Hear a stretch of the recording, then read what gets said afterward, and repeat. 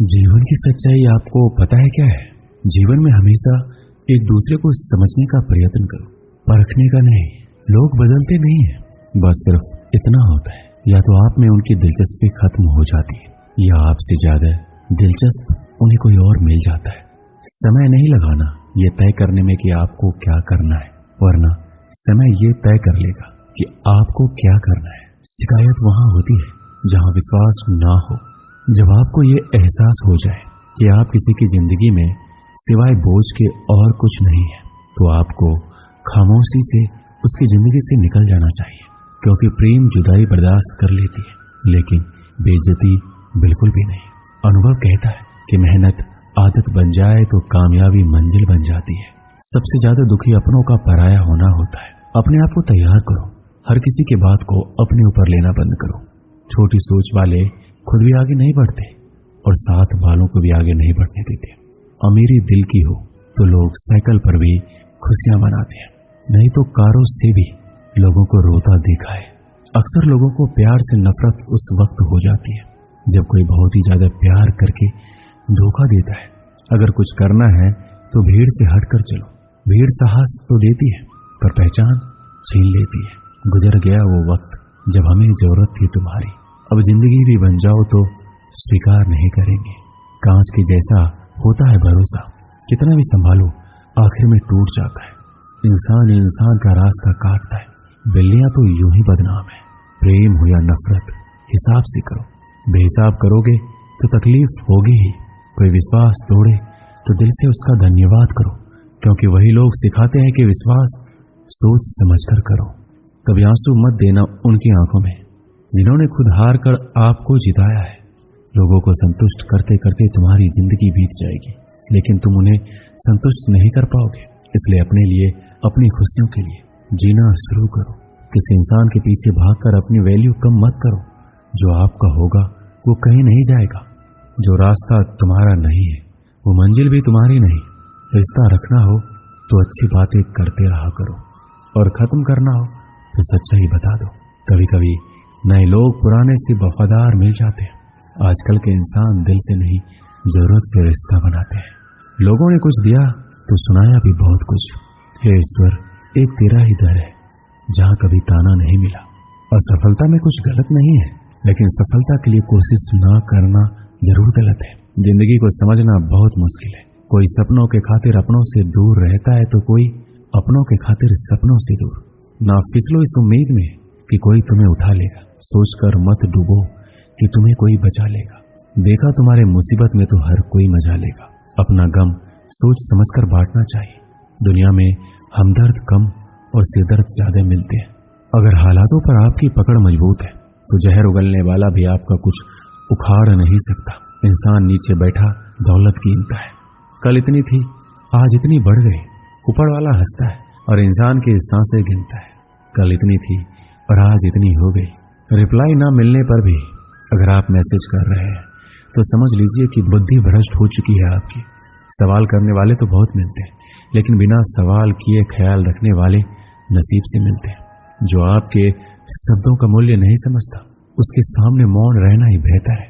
जो दिल से उतर गए फिर क्या फर्क पड़ता है कि किधर है कोई भी सफर कभी खत्म नहीं होता। या तो रास्ता बदल जाता है या फिर वास्ता ही खत्म हो जाता है। दोस्तों, आज मैं आपको भगवान श्री कृष्ण के द्वारा दिए गई 5 ऐसी बातों के बारे में बताऊंगा जिससे आपकी जिंदगी और भी आसान हो जाएगी और आपके मन में चल रहे सारे सवाल के उत्तर मिल जाएंगे।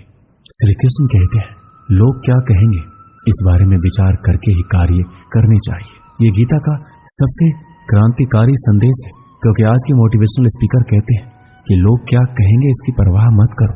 लोगों का तो काम है कहना। लेकिन जो दुनिया के सबसे बड़े मोटिवेशनल स्पीकर हैं, यानी कि स्वयं श्री कृष्ण, जब महाभारत में अर्जुन कहते हैं कि माधव, ये सब मेरे चाचा ताऊ हैं, मेरे गुरु हैं, मैं इनको नहीं मार सकता, मैं युद्ध नहीं करूंगा, तो श्री कृष्ण कहते हैं, हे पार्थ, मन की इस दुर्बलता को त्याग दो, नपुंसकता को प्राप्त मत हो, गांडीव उठाओ और युद्ध करो, क्योंकि अगर तुम इस युद्ध भूमि में आकर युद्ध नहीं लड़ोगे तो लोग तुम्हें युगों युगों तक कायर और डरपोक कहेंगे। तो श्री कृष्ण यहाँ अर्जुन से कह रहे हैं कि अगर युद्ध नहीं करोगे तो दुनिया तुम्हें कायर कहेगी, इससे आप खुद समझ सकते हैं कि लोग क्या कहेंगे। इस बात की परवाह करनी चाहिए, क्योंकि अगर किसी को लोगों के गलत कहने का भय नहीं होगा तो वो गलत और अनैतिक काम करने से पहले सोचेगा ही नहीं। तो अगर एक दो लोग आपको कुछ उल्टा सीधा कहते हैं तो उसकी मत सुनो, लेकिन अगर सभी लोग आपको गलत बोलते हैं तो ये मत कहो कि लोगों का काम है कहना। अपने अंदर झांको और देखो कि आप कहां पर गलती कर रहे हैं। श्री कृष्ण दूसरी बात कहते हैं, इंसानियत के सिवा इस दुनिया में कुछ भी नहीं रहता है। इंसान जब पैदा होता है तब वो नंगा आता है, जब वो मरता है तब उसको ऐसे ही जला दिया जाता है, उसके साथ में कुछ भी नहीं जाता। जिंदगी में आपको जो कुछ भी यहाँ आने पर मिला है वह आपके आने से पहले किसी और का था, और जब आप यहाँ से चले जाओगे तो किसी और का हो जाएगा। जो पैसे आपके पास है, जो नाम आज आपके पास है और जिस पोजीशन पर आप हैं, उस पोजीशन पर आपसे पहले यहाँ कोई और था। आज भले ही आप हो, लेकिन कल कोई और आपसे वो छीन लेगा। दोस्तों, यही सृष्टि का नियम है और ये भगवत गीता की सबसे बड़ी सीख है जो हर एक आदमी को समझना चाहिए। तो अगर बदलाव ही इस दुनिया का नियम है तो ऐसी कौन सा चीज है जो हमेशा रहती है? तो कोई ऐसी चीज जरूर होगी जो हमारे मरने के बाद भी इस दुनिया में रहेगी। वो चीज है इंसानियत। सबसे पहले आप एक अच्छे इंसान बनिए। हर एक मनुष्य उस परमात्मा का अंश है और हम सीधे तौर पर उस परमात्मा से जुड़े हुए हैं। दोस्तों, हमारी आत्मा कभी गलत नहीं हो सकती, पर हम शरीर के सुखों के लिए गलत कर्मों को करने में लग जाते हैं और उनका नतीजा भी गलत होता है। आज हमारे पास जो कुछ भी है, चाहे हमारा प्यार हो, कोई रिश्ता या फिर पैसा या नाम हो, वो सब हमसे एक न एक दिन छिन जाएगा या दूर चला जाएगा। यही सृष्टि का नियम है। जो कल किसी और का था आज आपका है, लेकिन जो आज आपका है वो आने वाले दिनों के बाद किसी और का हो जाएगा। इसलिए किसी भी चीज का अहंकार ना करें और हर एक व्यक्ति के साथ आदर के साथ पेश आए। श्री कृष्ण तीसरी बात कहते हैं कि कर्म करो, फल की इच्छा मत करो। मनुष्य कर्मों के बंधन से बंधा हुआ है। हम एक क्षण भी बिना कर्म किए नहीं रह सकते। जब हम सोते हैं तब भी हमारा मन काम करता है। मनुष्य कभी कर्म किए बिना नहीं रह सकता, लेकिन अगर जीवन में तरक्की करनी है तो मनुष्य को निष्काम भावना के साथ अपना कर्म करते जाना चाहिए। फल की कोई भी इच्छा नहीं रखना चाहिए। ज्यादातर लोग जब कोई काम करते हैं तो हमेशा इस भावना के साथ करते हैं कि इस कार्य को करने से मुझे भविष्य में कुछ लाभ मिलेगा कि नहीं। लेकिन श्री कृष्ण कहते हैं फल की इच्छा रखने में इंसान में कामुकता बढ़ती है और वो इंद्रियों के अधीन हो जाता है। इसलिए हमें कर्मयोग के सिद्धांत का अनुसरण करना चाहिए। कर्मयोग यानी बिना फल की इच्छा किए कर्म करना चाहिए। बिना इच्छा के कर्म करने का एक फायदा ये भी होता है कि आप काम पर ज्यादा ध्यान दे पाते हैं। श्री कृष्ण चौथी बात बताते हैं, लड़ाई से डरने वाले मिट जाते हैं। जिंदगी एक उत्सव है, संघर्ष नहीं।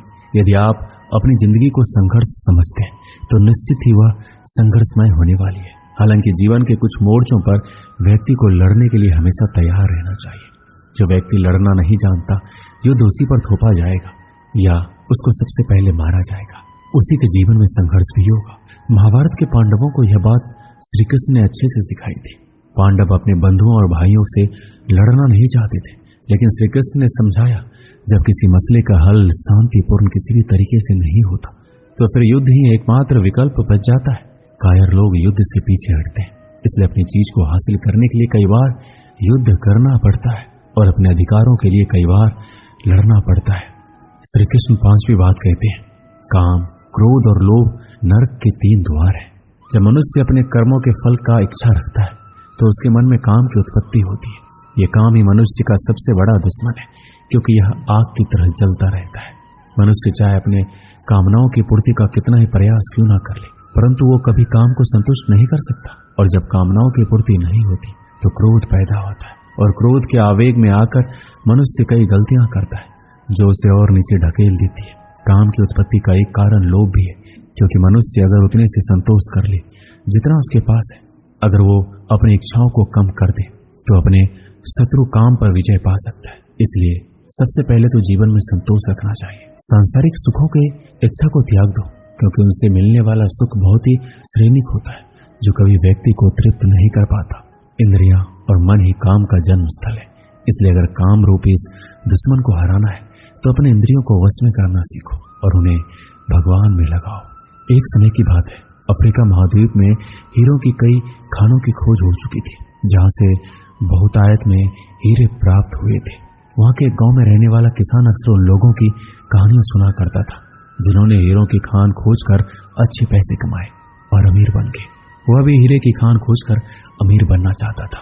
एक दिन अमीर बनने के सपने को साकार करने के लिए उसने अपना खेत बेच दिया और हीरो की खान की खोज में निकल पड़ा। अफ्रीका के लगभग सभी स्थान छान मारने के बाद भी उसे हीरो का कुछ पता नहीं चला। समय गुजरने के साथ उसका मनोबल गिरने लगा। उसे अपना अमीर बनने का सपना टूटता दिखाई देने लगा।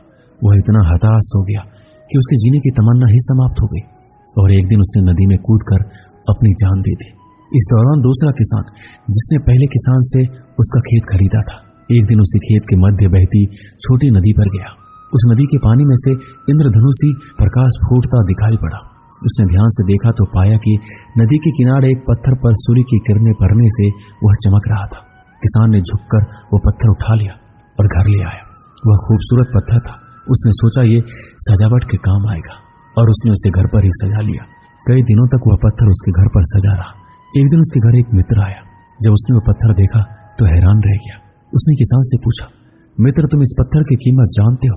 किसान ने जवाब दिया, नहीं, मेरे ख्याल से ये हीरा है, शायद अब तक खोजे गए हीरों में सबसे बड़ा हीरा है। किसान के लिए इस बात पर यकीन करना मुश्किल था। उसने अपने मित्र को बताया कि उसे यह पत्थर अपने खेत की नदी के किनारे मिला है। वहां ऐसे और भी पत्थर हो सकते हैं। दोनों खेत पहुंचे और वहां से कुछ पत्थर नमूने के तौर पर चुन लिए। फिर उन्हें जांच के लिए भेज दिया गया। जब रिपोर्ट आई तो किसान के मित्र की बात सच निकली। वो पत्थर हीरे ही थे। उसके खेत में हीरो का भंडार था। वह उस समय तक खोजी गई सबसे कीमती हीरे की खदान थी। दूसरा किसान उस खदान की वजह से मालामाल हो गया। पहला किसान दर दर भटका और अंत में जान दे दी, जबकि हीरे की खान उसके अपने खेत में उसके कदमों तले थी। दोस्तों, इस कहानी से हमें क्या सीख मिलती है? इस कहानी में हीरे पहले किसान के कदमों के तले थे, लेकिन वो पहचान नहीं पाया और उसकी खोज में भटकता रहा। ठीक वैसे ही हम भी सफलता प्राप्ति के लिए अच्छे अवसरों की तलाश में रहते हैं। हम उन अवसरों को पहचान नहीं पाते या पहचान कर भी महत्व नहीं देते जो हमारे आसपास ही छुपे रहते हैं। जीवन में सफल होना है तो आवश्यकता है बुद्धिमानी और परख से उन अवसरों को पहचानने की और धैर्य से अनवरत कार्य करने की। सफलता निश्चित है। दोस्तों, इस वीडियो में बस इतना ही। मिलते हैं अगली वीडियो में।